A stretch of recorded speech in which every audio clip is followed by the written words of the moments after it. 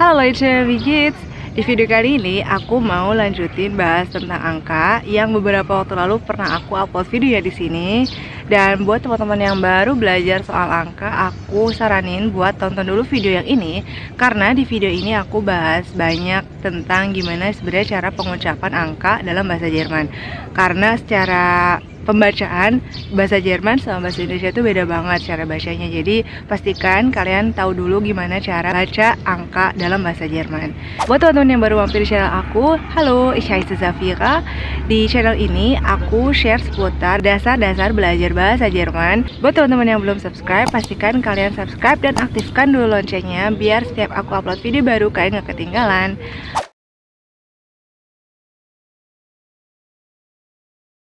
Tadi kan aku bilang kalau pembacaan angka dalam bahasa Jerman itu beda sama bahasa Indonesia. Tapi gak usah khawatir, karena cara baca jam dalam bahasa Jerman itu mirip kurang lebih tuh kayak bahasa Indonesia. Oke sih, ada beberapa yang beda, tapi nggak sejauh itu gitu bedanya. Nah, terus perlu kalian perhatikan juga kalau bahasa Jerman itu cara baca jamnya ada dua cara. Yang pertama tuh inofficial atau nggak baku, dan satu lagi official atau kayak formal gitu. Biasanya orang Jerman itu sendiri kalau buat daily use itu pakainya yang inofficial aja karena selain lebih gampang, itu juga lebih simple dan langsung to the point gitu cara bacanya. Kita masuk aja ke cara baca jam secara inofficial. Oke, yang pertama aku mau bagi dua dulu nih, bagian jam sebelah kanan dan sebelah kiri. Di yang sebelah kiri itu sebelum angka 12, dan yang sebelah kanan itu maksudnya adalah yang setelah angka 12. Nah, kenapa harus dibedain dulu? Karena sama juga kayak di kita, kalau jarum panjangnya ada di sebelum angka 12, kalau di kita kan nyebutnya kurang dari. Nah, kalau bahasa Jerman disebutnya vor. Terus kalau misalnya jarum panjangnya ada di sebelah kanan 12, kalau di kita kan disebutnya lewat dari. Nah, bahasa Jerman itu disebutnya nach. Jadi vor und nach. Ini harus kalian perhatikan dulu. Sama juga kayak bahasa Inggris, kalau misalnya jarum panjangnya ada di angka 12, maka kita bisa langsung nyebutin angka jamnya, misalkan jam 7.00. Berarti kan jarum panjangnya ada di angka 12. Nah, ini bisa langsung nyebutin aja es ist 7 atau es ist 7 Uhr. Tapi kalau misalnya jarum panjangnya ada di angka 6, sama juga kayak bahasa Inggris, itu bilangnya halb.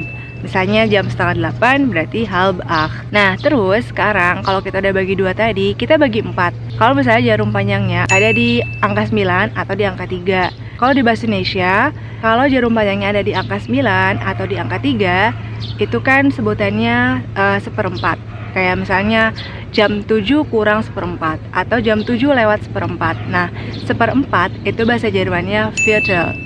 Kalau jarum panjangnya ada di angka 9, berarti kan kurang seperempat. Berarti Viertel vor. Dan kalau misalnya jarum panjangnya ada di angka 3, itu kan lewat dari. Jadi Viertel nach.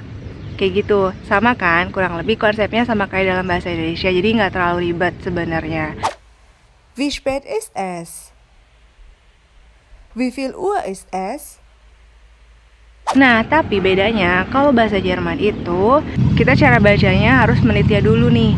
Jadi kalau misalnya tadi kita kan udah bahas kalau misalnya jarum panjangnya ada di sebelum angka 12 disebutnya vor, setelah angka 12 itu nach, dan kalau misalnya ada di angka 9 itu Viertel vor, dan ada di angka 3 berarti Viertel nach.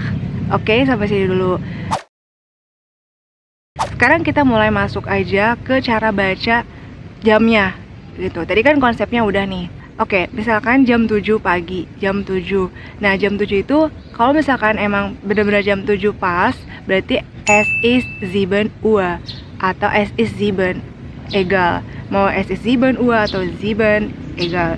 Terus kalau misalnya jam 7.30, berarti es ist halb acht. Karena kan setengah 8. Halb 8 acht. Jadi halb acht. Oke, sekarang kalau misalnya kita lagi ada di jam 8.15, berarti es ist Viertel nach acht, karena lewat 15 menit.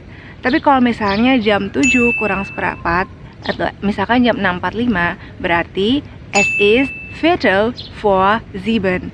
Jadi angka jam yang akan ditujunya itu di akhir disebutnya. Kan kalau di kita jam 7 kurang seperempat. Kalau ini tuh kayak seperempatnya dulu baru dipakai jamnya berapa gitu. Jadi es ist Viertel vor 7 misalnya, atau es ist Viertel nach 8.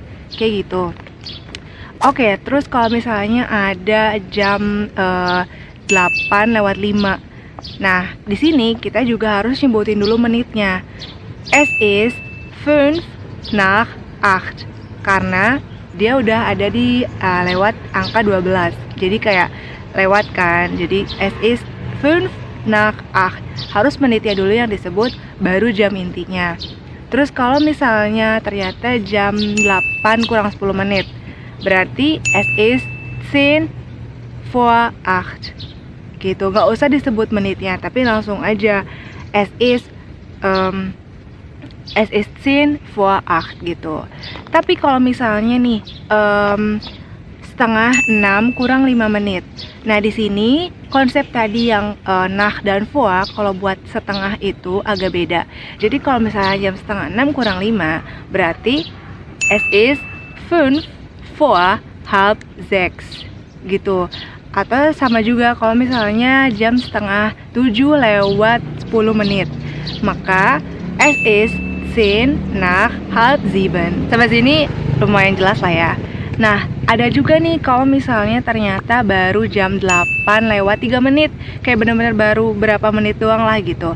Kita nggak perlu nyebutin 3 vor 8, nggak usah. Kalau misalnya jarum panjang itu sebelum angka 5, kita bisa nyebutnya kurz.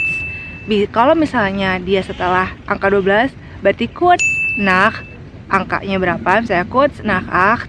Atau kalau misalnya si jarum panjangnya ada di sebelum angka 12 tapi dari angka 11, nah kita bisa nyebutnya es ist kurz vor 8 misalnya. Oke, itu cara baca inofficial. Buat daily, buat yang informal tuh cara bacanya kayak gitu.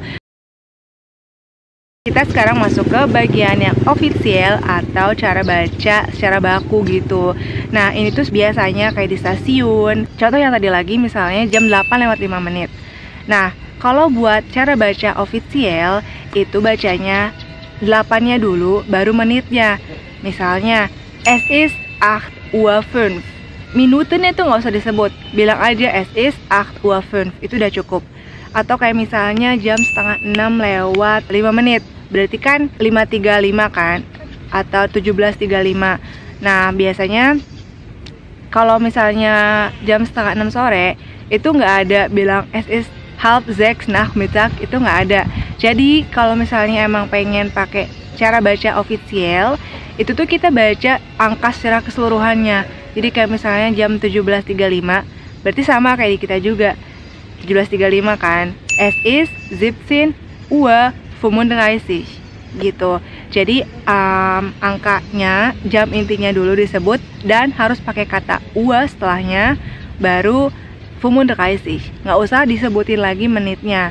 Nggak usah 17:35 Minuten, itu nggak usah. Pokoknya bagian menitnya tuh nggak usah disebut Minuten. Tapi bagian jamnya kayak 17 Uhr itu harus dipakai Uhr-nya, jam 17 gitu. Nah, atau misalnya jam 20.15. Kan kalau secara inofficial kita bisa bilangnya es ist Viertel nach 8. Tapi kalau misalnya yang official itu bacanya es ist 20:15 gitu. Jadi emang kita baca dulu nih jam utamanya dan dalam angka yang keseluruhan. Maksudnya dalam angka apa ya, pokoknya angkanya gitu, jangan jadi jam 8:15 malam, itu nggak ada. Kalau emang official bener-bener angkanya tuh dibaca gitu, misalnya 20:15 kayak gitu. Satu lagi deh, kayak misalnya jam 11:45. Nah, 11:45 itu berarti 11:45. Atau kalau misalnya cara baca inofficialnya jam 11:45 itu jadi Viertel vor 12 karena jam 12 kurang seperempat. Nah, itu dia perbedaan cara baca jam secara official dan inofficial. Dan aku sekarang ada soal. Pertama, jam 16.45. Terus selanjutnya jam 14.40, jam 9.20, jam 13.50, sama jam 10.25. Coba kalian tulisin di kolom komentar cara baca buat soal-soal yang barusan aku kasih, penulisan secara official dan inofficial. 3 penulis pertama yang bisa jawab akan dapat voucher OVO dari aku.